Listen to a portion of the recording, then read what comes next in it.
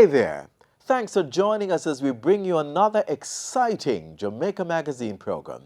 How has the new year been treating you? Have you been sticking to your resolutions? If you have, stick with it. If you haven't, today is the day you get back in the saddle. Today's program, we hope, will give you that impetus to continue your work to make Jamaica the place of choice to live, work, raise families, and do business. Our program continues with a dengue advisory, followed by the news. Stay with us. This is the Aedes aegypti mosquito that spreads the Zika, chikungunya, and dengue viruses. Search for its breeding sites and destroy them. A message from the Ministry of Health.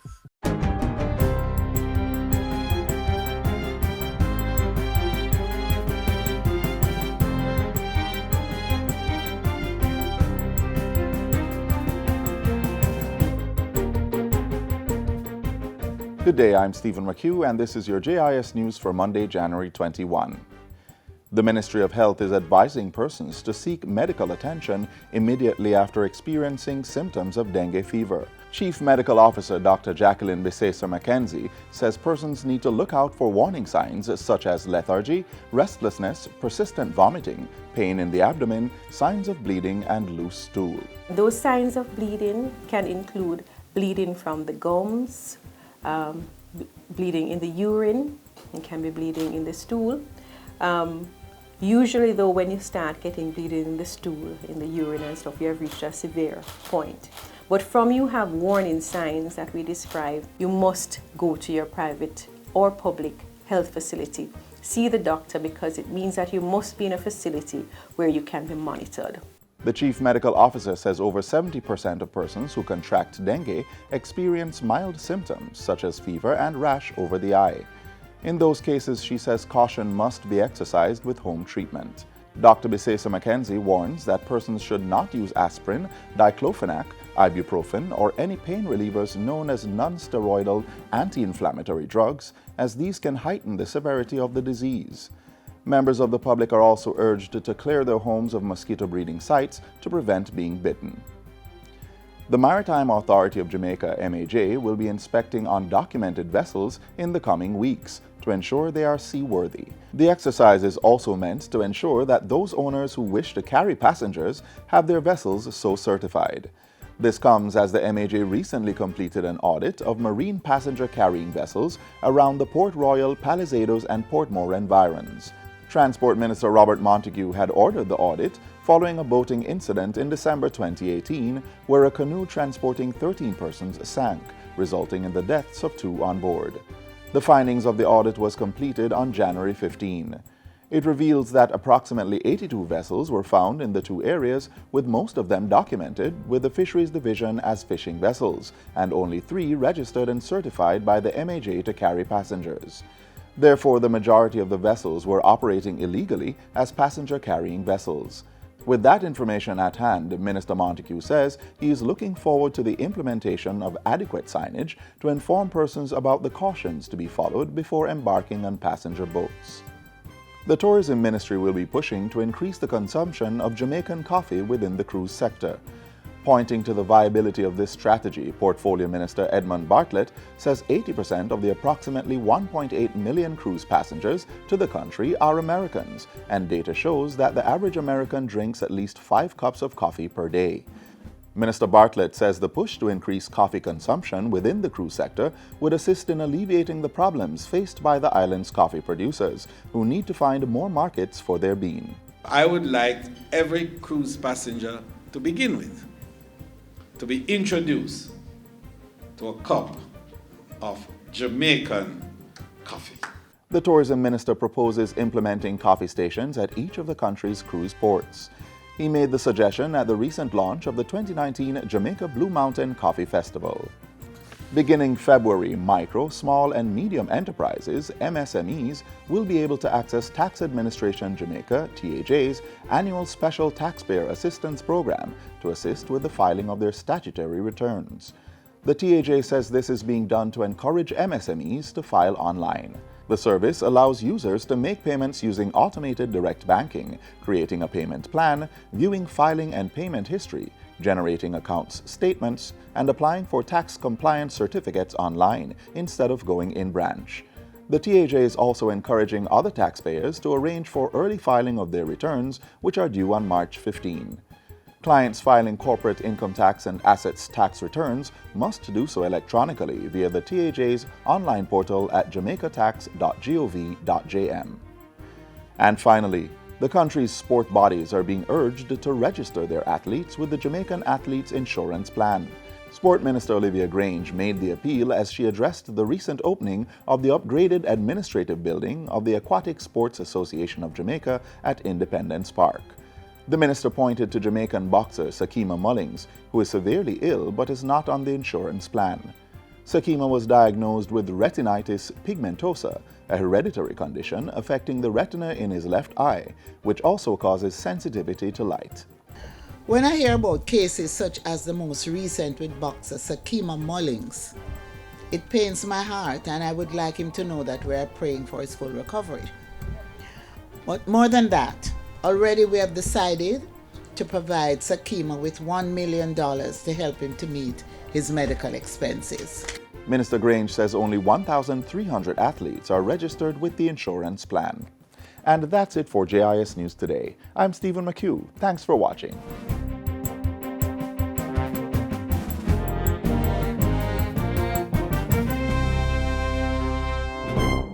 Major roadworks, new Road Traffic Act gets parliamentary approval. 2018 witnessed the unfolding of many developments for the Ministry of Transport and Mining. Sit with us on January 22 as we bring you the 2018 success stories. We continue our review of 2018. This time, we look back at all the major activities executed by the Foreign Affairs and Foreign Trade Ministry.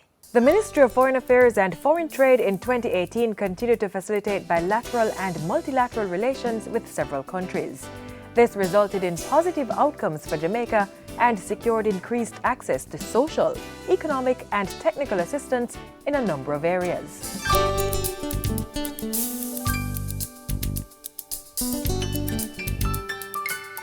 Jamaica and Mexico signed a Memorandum of Understanding for training and technical assistance to the petroleum industry. We acknowledge that energy security is a priority for both Jamaica and Mexico. We agreed, therefore, to intensify our cooperation in this area, including petroleum exploration and exploitation. On the security front, we agreed to work more closely to tackle the common threat of transnational organized crime and to strengthen border security, which is a major objective of the government of Jamaica.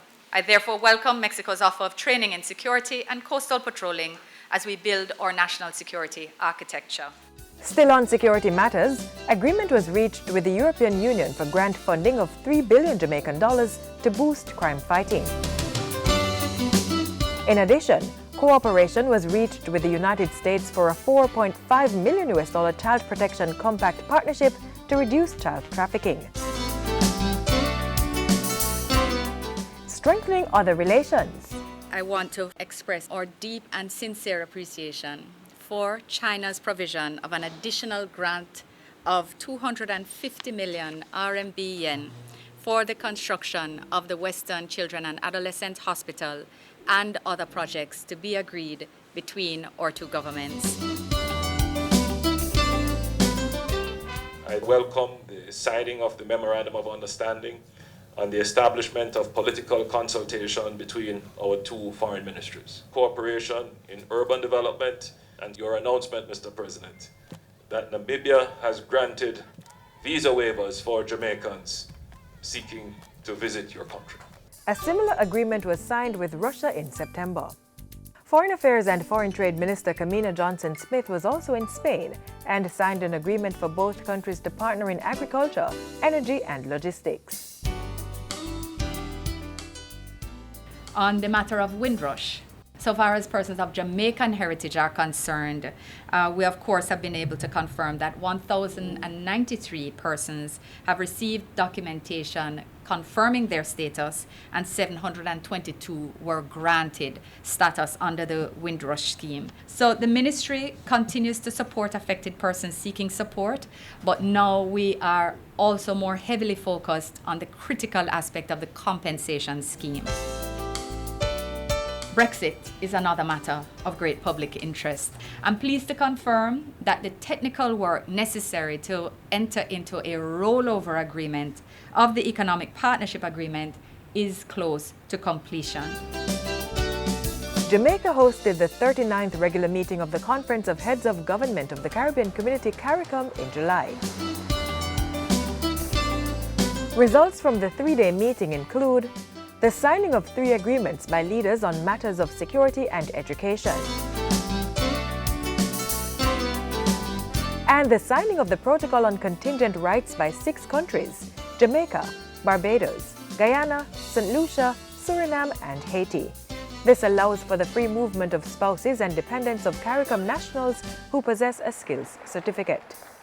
CARICOM appointed committees also met in 2018 to agree on legislative framework to implement the 10 approved categories of skills under the free movement regime, as well as put standard procedures in place to treat with refusal of entry of CARICOM nationals traveling across the region.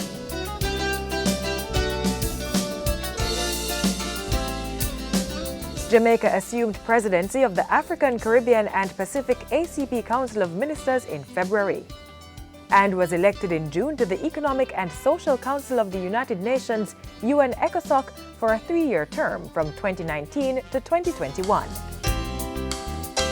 The Ministry of Foreign Affairs and Foreign Trade was also appointed as State Minister, Sir Pernell Charles Jr.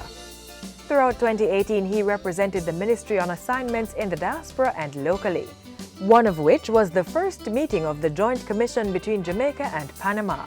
This commission has opened the way for increased collaboration in the areas critical to our economic growth and job creation agenda, such as maritime and port development, tourism, civil aviation, education, sports and culture, and trade and investment. The Ministry of Foreign Affairs and Foreign Trade, enabling partnerships for social development and economic growth.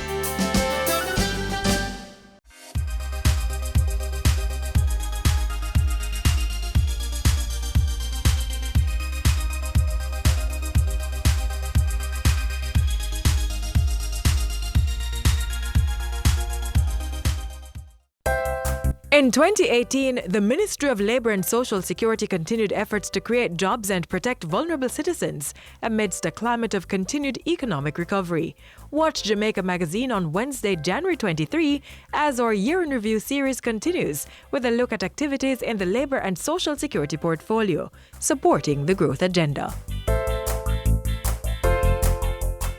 You may catch up on our Year in Review series by visiting our YouTube channel. Up next, we take a look at the work one of our international partners is doing in our beloved country.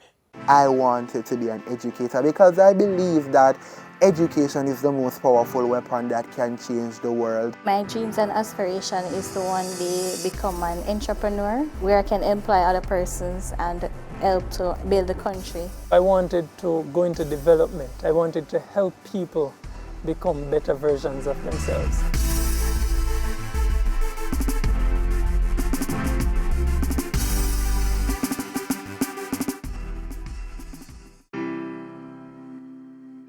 Growing up, I saw a lot of violence, I saw a lot of crime, I saw a lot of poverty. The challenges are so many. The first one that comes to mind is the level of youth unemployment that's here. Challenges that exist here in West Prospect Bogwalk are lack of awareness for educational opportunities or job opportunities. Not many got a chance to do CXC or graduate from the secondary level. So that's a major setback for the people living in the community. A way to alleviate this issue is training programs. They need more opportunities, like to go back to school to get themselves a certificate so they can be able to to work and create employment for themselves and their family. Push more entrepreneurship opportunity, encourage these youths to be creative and innovative in what they do. Give them startup capital to start their business. Invest more in the youth skills and talents. The Poverty Reduction Program is funded by the European Union, and it really is a program that focuses on the most vulnerable type of communities, making communities safer, making citizens more healthy, better access to education. For European Union, investing in youth is an obvious choice. They are the future of the country. If we prepare them well, they will bring the change that Jamaica needs. That's why we invest in scholarships, internship, training in life skills and mentorship. I received a tertiary scholarship from PRP to attend the University of Technology, Jamaica. It meant a lot to me because I realized that somebody else believed in me and somebody saw the potential that I have and somebody believed that I could actually achieve my goal. I benefited by getting firstly an internship, and also they assisted my bachelor's degree financially. But critically, outside of the finances, the persons that were on the project, you know, the motivation that they provided, etc., it really provided a huge boost. This is my third year at the MICO. This scholarship, it helped me to be able to focus only on my education here, because tertiary education is not cheap. I was placed at ODPEM on the one-year internship program. It was really good. It was an opportunity for me to prove myself, to give myself of service, and also to gain experience in the working world, and to also provide for my family. I plan to be an agent of change in my community by being a mentor, a leader, and a godfather for the youths growing up. Try to help them teach them a trade. You don't have to be rich to help. You don't have to achieve greatness to start. I contributed to my basic school by providing them with the necessary resources that they need, that I believe that in the long run it will have a ripple effect on many, many persons. Professionally, I manage the HOPE program, which is aimed at giving young persons the opportunity to, you know, do what I did, basically, to get their foot inside an organization. Additionally, I also have a little small business that I try to employ young persons to learn a skill, etc. When you're persistent in life, when you're determined, when you're hungry for success, then you'll be able to accomplish and achieve anything that you want. It has changed hundreds and hundreds of lives. Not just my life, my family lives, my friends' lives, etc. I want to just urge everyone looking on to continue these social programs. These are the solutions to the many ills that we face as a society and as a country and even as a world. So thank you, and I challenge you, continue it. It's needed.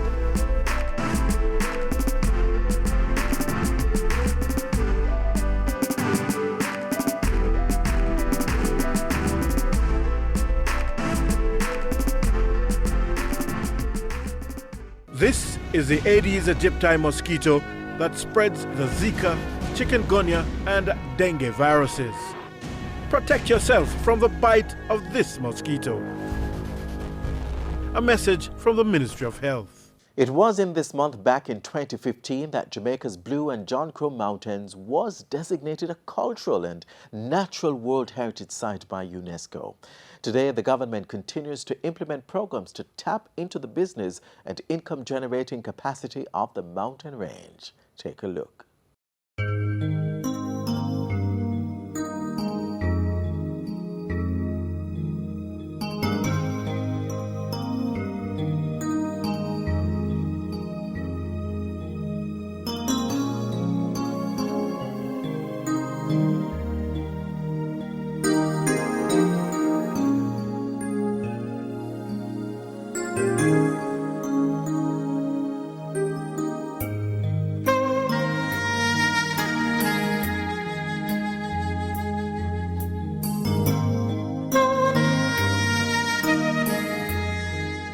What a beautiful, beautiful, beautiful island we have. It's culture and nature magically intertwined, one of the reasons that make this World Heritage Site special. Come with us to the Blue and John Crow Mountains.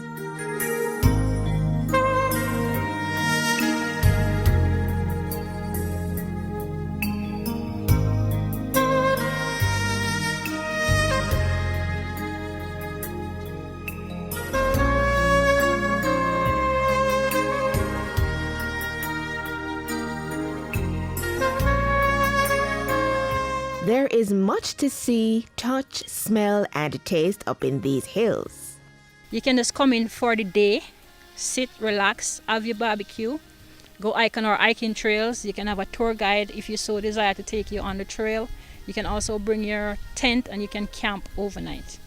In the Blue Mountain Peak area, you can hike to the Blue Mountain Peak, go to the ice point, come back to Portland Gap where you can rest. The attraction at the peak itself is people hike up in the night, stop at their cabins, right? And then 3 o'clock in the morning, you'll get up out your bed, hike on the trail for another 2 hours to the peak itself to see the sunrise.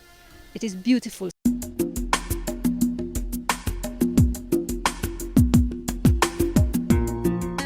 This is where peace is. Talk about getting away from the hustle and bustle of life. This is the place to be. It's cool nature, yes, often cold, particularly in the latter part of the year.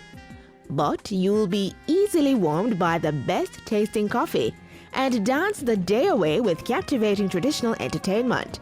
Yes, the Blue and John Crow Mountains has it all.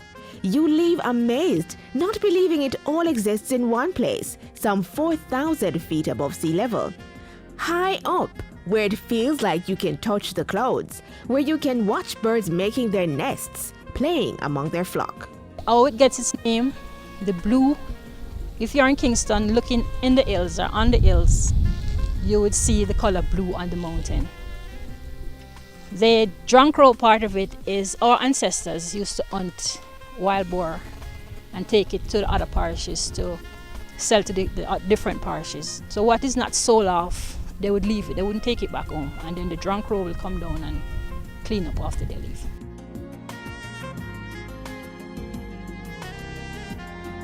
On the 3rd of July 2015, the Blue and John Crow Mountains was inscribed on the UNESCO World Heritage Site list.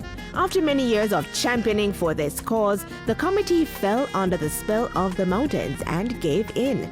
They had no choice. The national park is a true natural treasure. Don't be fooled though. This site is huge, impossible to fully discover in a day, maybe not even in a week. It spans 4 parishes: St. Andrew, Portland, St. Mary, and St. Thomas. Just over 26,000 hectares, and is the preservation zone of the Blue and John Crow Mountains National Park, which itself is just over 48,000 hectares. The Blue and John Crow Mountains is one of 32 World Heritage Sites listed for both cultural and natural heritage. There are over 1,357 flowering plants, with over 25% being endemic. All Jamaica's 30 endemic birds can be found in the area. Dozens of herbal plants to cure almost every ailment. This is called the headache bush. You can use it as a painkiller. So if you have an headache or a stomach ache, you could boil it. Like a tea, have a 2 or 3 leaves to a cup of water. You remember they used to send telegrams, right? In the early days, this is what they used to use, like the ancestors, the Maroons. They would write on this and send it. If you carve on it, it will stay whether it's green or dry. And the information, you could use this and send the information like a letter. And it provides that precious commodity. The Blue and John Crow Mountain provide 45% of Jamaica drinking water. There are 25 watersheds in the entire Jamaica, and 10 of those watersheds can be found in the Blue and John Crow Mountain National Park.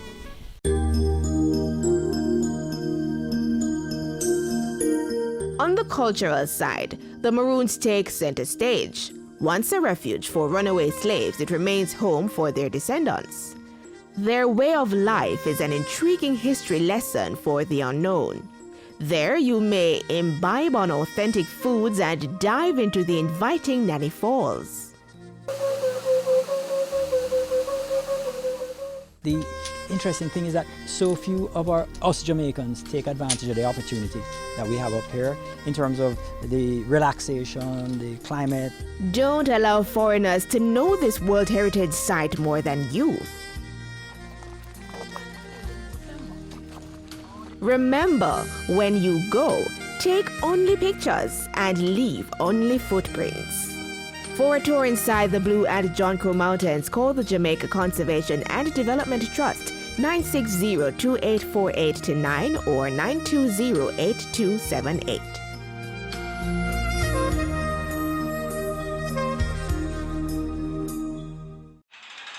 The following is brought to you by MOCA, the major organized crime and anti-corruption agency with kind support of NIA and USAID. Criminal minds think they are cunning. The major organized crime and anti-corruption agency have them running. Your friend a shout, come scam. Take time running, are we ready for the ops? Drive up on your block, step out now me black, cyber take away your laptop. Pull up every lock, no evidence a drop. We put it in a cuffs and now we have the under. From your system, you better look out for. When you move corrupt, better look out for. They say you get wet, look out for.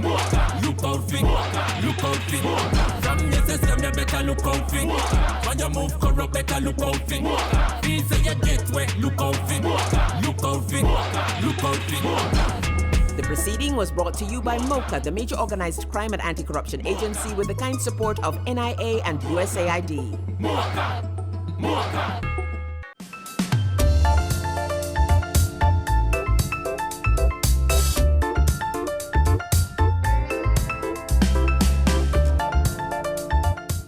And that's how we close out today's magazine. Be sure to join us online to be on top of all the major developments in government. We are available on YouTube, Facebook, Twitter, and Instagram. There's also a mobile app that can be downloaded from your phone's app store. On behalf of the entire team here at the JIS, I'm Adrian Atkinson. Thanks for watching.